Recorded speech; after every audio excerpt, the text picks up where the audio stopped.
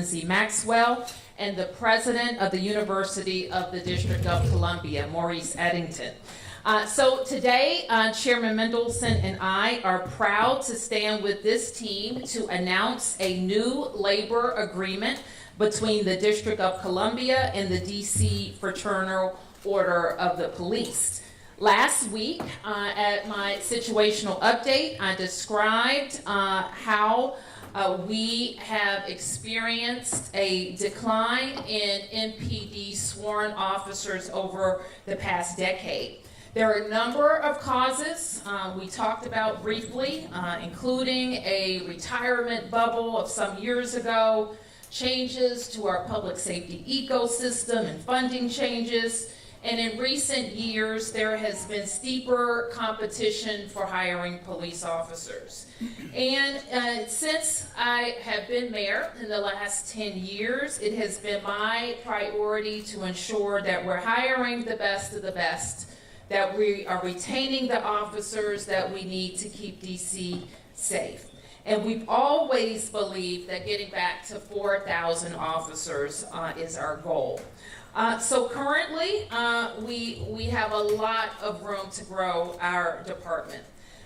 This year, we've hired 135 new recruits and welcomed 124 cadets into our pipeline. And we need to add hundreds more police. We're currently at 3,188 sworn officers. These numbers, our recruit numbers, reflect our ongoing commitment to building a strong and well-supported police force and a department that doesn't need to rely so heavily on overtime. And we know that our police, including their willingness to work overtime, are keeping our city safe and driving down crime. But we owe it to them and to all of the communities of Washington, D.C. to ensure that we have the number of people that we need. Having a strong MPD contract reflects our commitment to competitive compensation. So this agreement delivers a 13% pay increase for our officers, sergeants, lieutenants, and above, which will begin October 1st of this year. Chairman Mendelson, I want to thank you for agreeing to move emergency legislation at the Council's September 17th meeting to approve this pay adjustment. For officers, your retroactive pay increases for that apply we will work very hard, and the officers will know what I mean when I say this, to get all of our internal processings done, updated, and correct so that we can begin issuing those retroactive payments by mid-December. These pay increases are part of a larger comprehensive strategy to recruit and retain and reward our officers. We will also be moving to significantly expand our take-home vehicle access program for officers who are DC residents.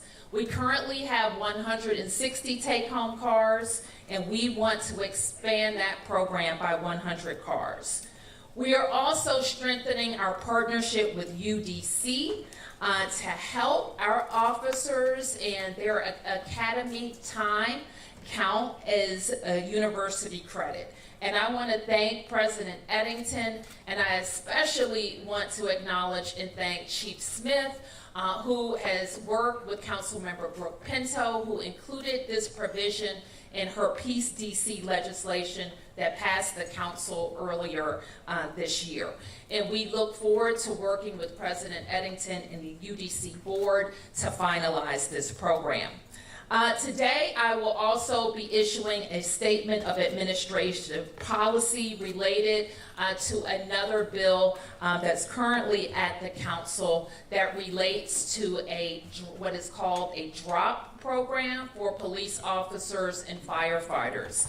And this is another retention tool to keep our police officers and firefighters on the force beyond their retirement age. We will be asking the council to include other provisions to drop that's currently at the council, including removing the mandatory retirement age and expanding the senior police officer program to include lieutenants. We're going to keep listening to our officers, working with the council. We know that with all of the things that I just announced, that partnership with the council is incredibly important. We're going to make sure that Washington, D.C. is the best big city to be a police officer. And this is work that we're committed to doing together. So I want to end by saying thank you to the men and women of the Metropolitan Police Department and to you, Chief, for your leadership. They have a challenging job in normal circumstances.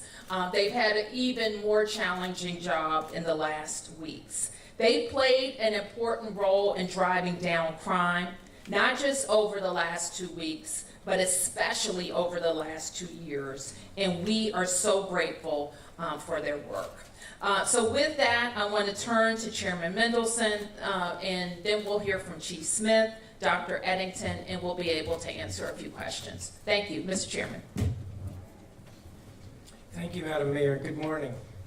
So I want to echo everything that the Mayor has just said about what our policy goals are here and what we are trying to accomplish with regard to public safety. I think the main message here is that the government of the District of Columbia cares deeply about public safety. We want to improve public safety, and we're looking for different strategies that will help with regard to improving public safety in the District of Columbia.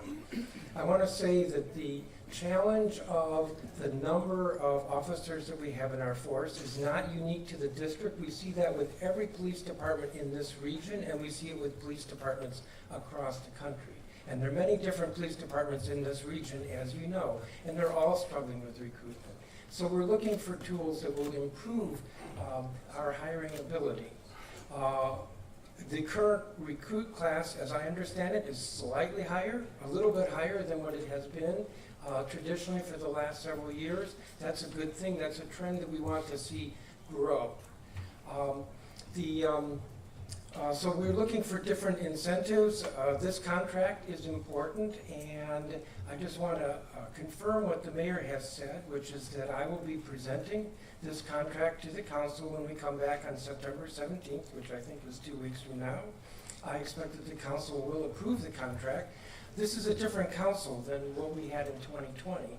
It's actually a different society across the country with regard toward its attitudes about public safety, and I fully expect that the council will be approving this contract on the 17th so that it can be implemented as quickly as possible. Thank you.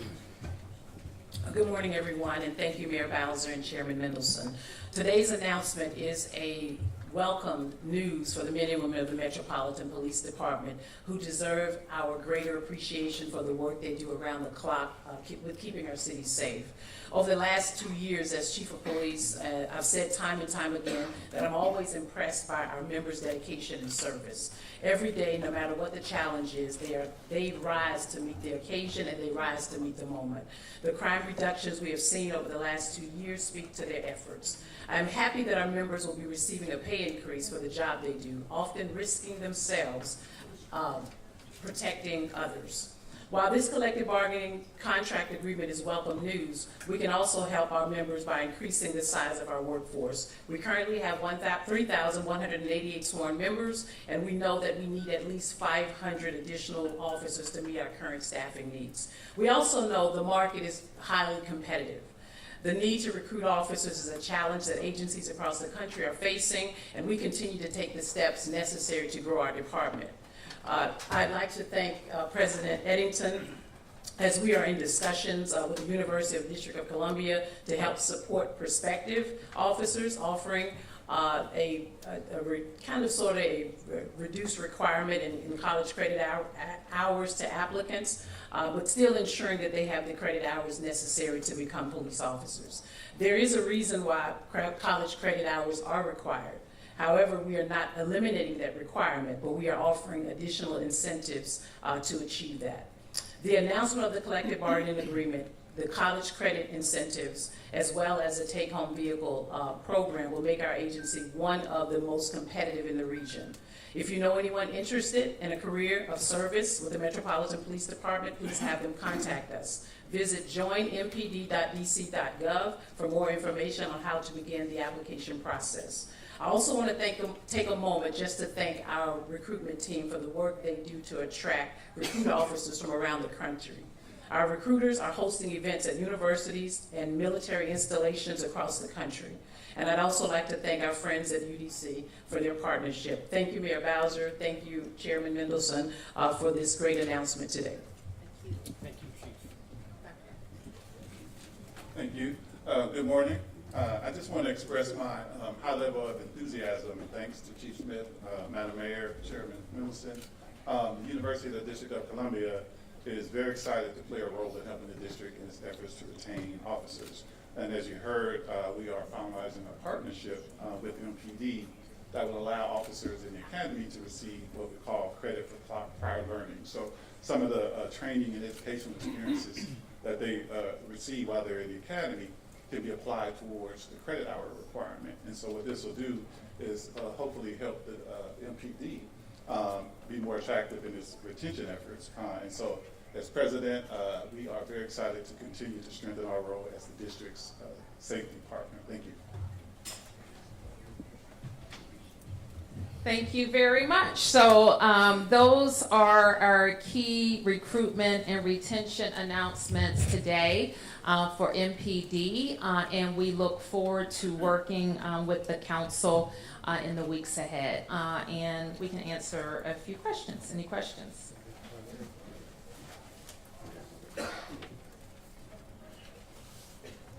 Yes. On the 13%, is that phased in? On the 13th? The 13%, is that phased in over 3 years as it was laid out in the arbiter's ruling? Well, it covers fiscal years 24, 25, and 26. So when you add those together, it starts on October 1, all of them. So it's a 13% raise on October 1. And when I say October 1, that means everything in all our systems, IT systems, personnel systems, financial systems, working exactly right so we can begin on October 1st. And then are there any changes as a result of this in the disciplinary process that the union had been asking for? This affects the CBA only. Any other questions? Yes. I'd like to ask the chairman of the council, you just said a moment ago that this is a different council than we had in 2020. Mr. Chairman, could you tell me what you mean by that, since the council and the legislation that passed in the wake of George Floyd has been criticized more recently for its liberal laws? What did you mean when you said this is a different council, if you would step to the mic? You don't want me to speak off mic, Tom? Unless you can scream. So, I mean, you're familiar with this. There's been a lot of criticism about what the council did or allegedly did back in 2020, defunding, which we didn't do, but defunding, getting police out of schools. There were a lot of criticisms, and the council's just not there. As you know, in the last, this year, but last year as well, we passed a number of public safety bills. We've made some changes to the law, and we've done it without the disagreement or the acrimony that you saw in 2020.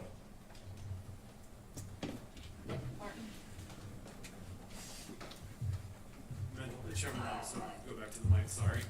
Continuing on what Tom was This is asking just the about. mayor's press conference, but fine. Co-equal branch of government. I mean, Absolutely. Some questions also. You've been gone for a bit.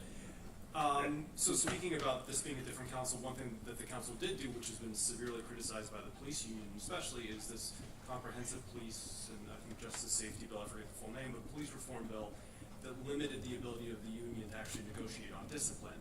Now they've been pushing, and Congress has been pushing to congressional Republicans to get that repealed fully. Is that something you would be considering moving forward in the council? Do you think there's appetite for that, or do you think that still is a justified action that the council made back in 2020? My answer is no, but there were other provisions in the law such as chokeholds and vehicular pursuit some issues with regard to transparency, and those have been addressed or largely addressed. So those are other examples. Yes. Did you have a That wasn't particularly clear. Like, do you want to repeal the provision of the law that? I said no. Oh, you said no. Okay, good. Good morning, Felicia Ashley, ABC 7.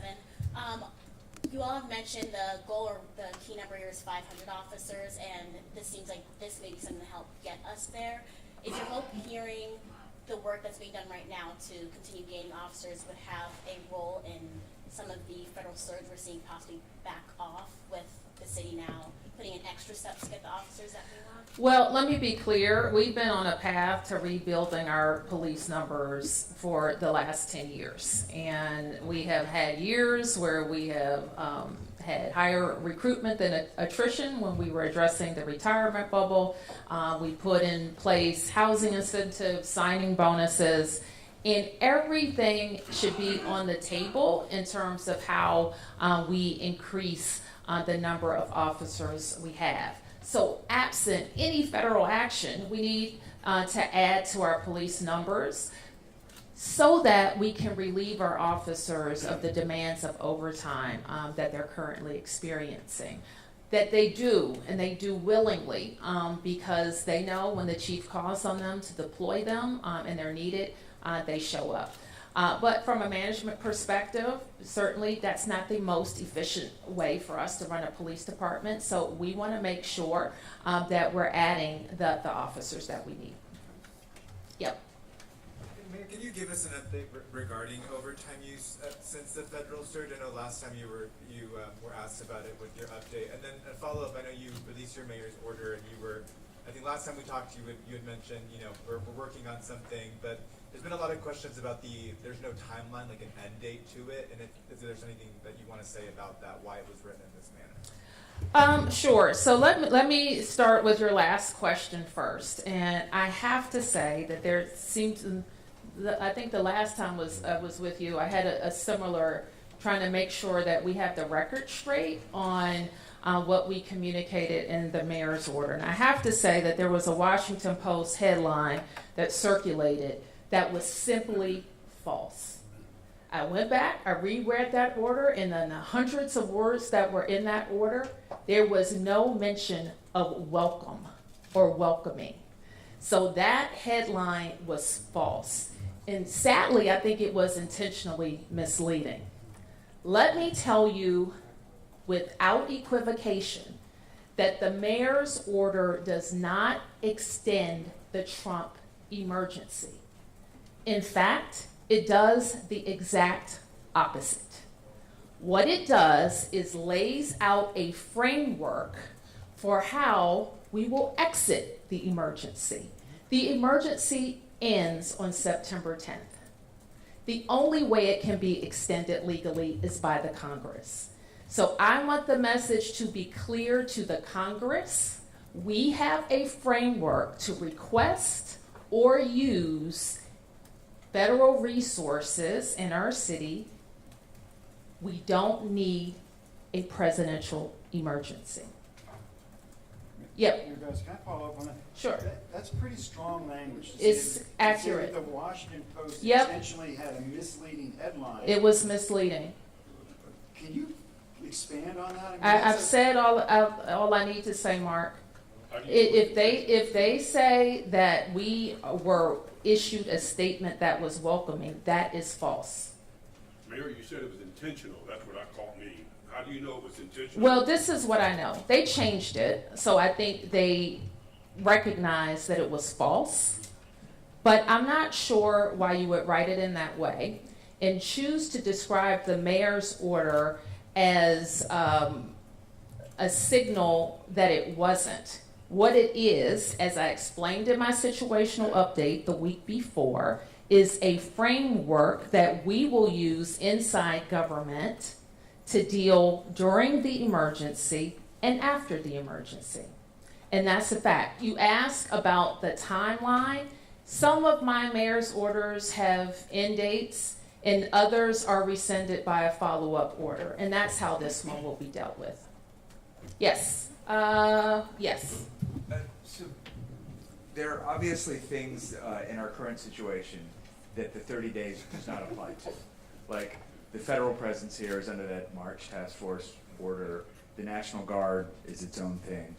But what would change with the end of an emergency that isn't renewed is that order put out by the Attorney General, the revised order, I guess, which had 4 directives, 2 of which, at least 2, involved immigration enforcement, directing the MPD to do certain things in advancement of federal immigration enforcement.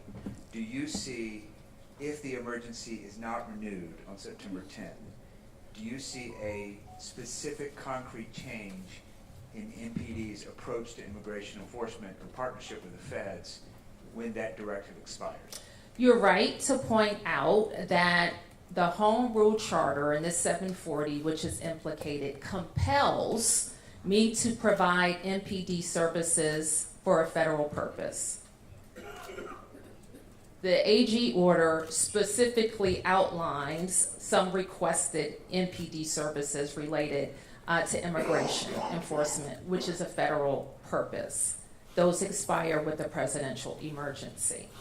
What we made clear in the mayor's order is there are federal agencies that we work with all the time that help us, whether it's in investigations or high-level crime investigations, that have helped us drive down crime in the city for decades. And our expectation is to work with those agencies. Yes?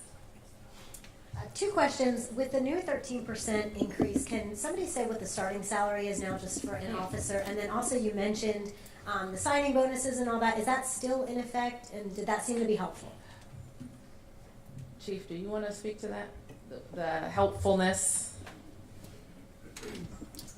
Yes, I think certainly the sign-on bonuses are helpful, but it's more than just the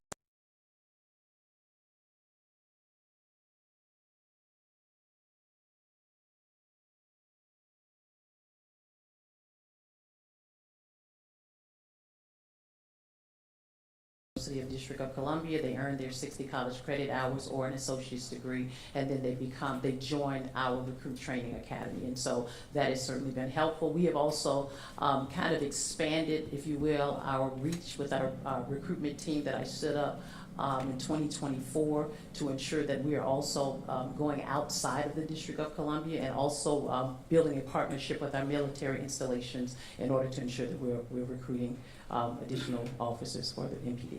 And that's all still in place? That is all still in place, yes. And we will continue with the chief and her recruitment staff to refine it, change it, update it, increase it, improve it. And then what does this put the starting salary at for an officer? Let me get that to you exactly. Thank you. Yes. Beatrice Peterson, ABC News. So earlier you were talking about your mayor's order that you released yesterday and saying that the emergency ends on September 10th. Can you explain what September 11th is going to look like for people in the district? I can explain to you that we will continue our focus under the leadership of Chief Pamela Smith of working with our police officers and deploying across the city as needed. Yes. All right, we're in round 2 now, so this is good. I'll keep it short. Okay. Mayor, would you mind sharing some of the feedback you've received from the community during this time of some of the federal surge that we're seeing here? I know last week we talked about a change or a stronger collaboration that we learned about between DC as well as the federal surge. Can you talk about the feedback you've received from the community on that? It has been across the spectrum of feedback. People who are, like me, outraged over the intrusion on our federal autonomy. People who, like me, see protecting home rule and our autonomy as our North Star are saying, keep making the right decisions, the tough decisions, and keep explaining what you're doing to DC residents.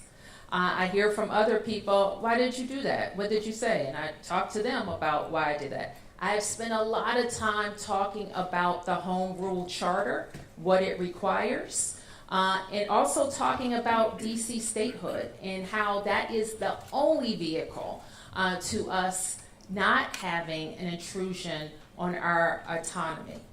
And so I've had a lot of tougher questions. I've had questions at every level of government.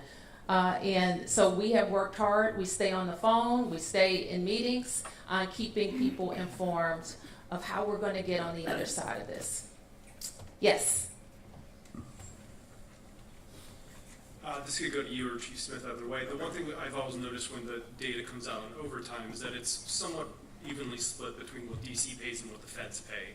So, or DC pays a little bit more, but either way, the feds pay significant components. You're assuming that MPD police officers are doing a lot of federal work. Yes. Has there ever been a request of the federal government to start ponying up more money, both not just to pay that overtime, but also maybe they should start hiring police officers or start considering using all the agents that they do have to start taking some of that pressure off of MPD when it comes to We spent a good part of last year focused on, this is Tomas's, one of his favorite topics, where is Tomas? On EPSF, and that's the emergency fund that is included in our payment. One of the only payments to us that's different than other states, and its purpose is to pay for how we support the federal government. We support the federal, the chief can say this better than me. We support them in a lot of ways, including movements of the president, movements of diplomats, First Amendment demonstrations, which we saw First Amendment demonstrations take off after 2020 in the city, inaugurations, all manner of special events that require additional work. We're not complaining about the additional work because we think we do it best, and we want to be able to serve in that role. But there is a cost. And in recent years, the payment hasn't matched what it costs, especially with the inaugurations and the additional protest activity. So we have a request. I think last year we wanted 100, we got to 90, and then the CR issue kind of wiped out that work. This year, we're gonna, it wasn't what it needed to be in the president's mark, and so we're working with the Congress to get it up. We think 90 to 100 million is where it needs to be. Okay, Tom? Yeah. I have a three-part question. Has any of your administration been subpoenaed by any of the Hill House committees to appear on the police stats issue or any other issue? Are you planning to testify anytime soon on the Hill? No, and we will participate as we are asked. Okay, you have, at your first press conference almost 2 weeks ago, you specifically singled out ICE and its snatching of people off the street. You called it a terror and a Yes. horror. If you conveyed that, and most of everything I've seen online, social media, is the objection by citizens and people of this city of how ICE is masked, unidentified, cars not marked, just snatching people off the street. Have you expressed that concern to Pam Bondi, the Attorney General, or to the White House? Yes, I have. And let me just say a little bit more about that, Tom, because I agree with you. What our residents are, they're concerned about a lot of things, but they're concerned that MPD has been compelled to participate with ICE. This is a requirement of the Home Rule Charter when the president requests MPD services for a federal purpose in an emergency, okay? We gotta get out of the emergency. That's why it's important that you understand that the framework that I laid out in the mayor's order is a pathway out. And we have to be very clear to members of Congress that this is how we will be able to request or receive additional resources, management to the most strategic benefit for DC residents and public safety. And the other thing that is our primary concern is violent crime. How do we get guns? How do we keep people from using guns? How will we continue to drive down carjacking, use of guns, homicide in the city? We've been driving it down for 2 years. That accelerated, and we want it to keep accelerating. So how do we do that? So our deployment and our resources have to be used on violent criminals. And I can't say that the ICE activity is getting violent criminals for the most part. And if I could finish my final question, you and the chairman started this news conference by talking about the labor agreement with the Metropolitan Police Department. You invited the chairman of the DC Police Union, Mr. I think it's Sergeant, or I'm not sure, Detective Pemberton. He's here in the audience. Was he invited to speak today, or could he speak about the agreement you guys have reached? He is always, I know, speaking to you and speaking to us and speaking to the chief, and we're going to keep talking. Listen, we're not going to agree on everything, and I can't speak for everybody. We're not going to agree on everything, but we agree on this. It's time for our officers to get their pay raise. So he's not speaking today? You see the invited speakers. Okay? Don't be difficult or rude. That's true. I think you had the, okay. So it's a 13% raise for 25, 26, retroactive to 24.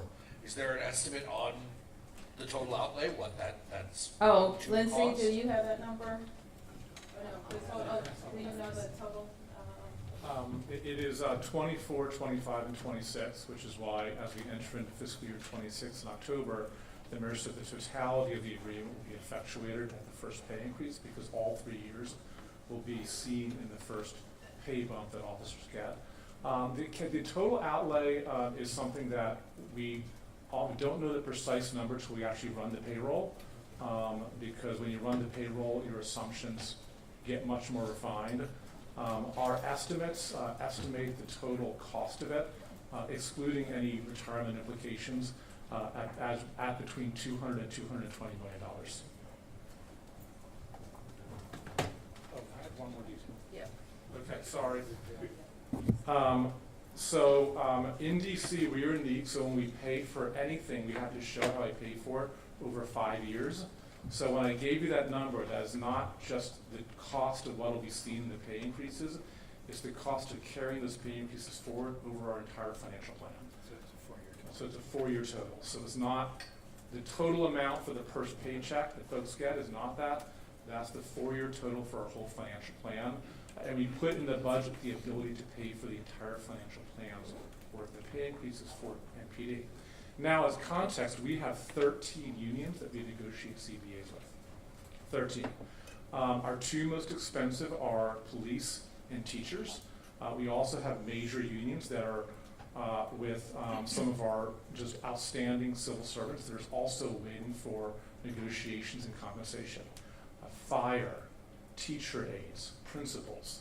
At the end of this fiscal year, some of our office workers. So we are eager to be able to negotiate with all unions. However, things like a CR delay what we can do, and the exiting or the downsizing of our federal workforce has a direct line to the revenues that we actually can use to be able to negotiate CBAs. So that gives you a context of that number, but keep in mind there are 13 unions, and probably once you get to October 1st, probably about 8 of them will need a negotiated new contract.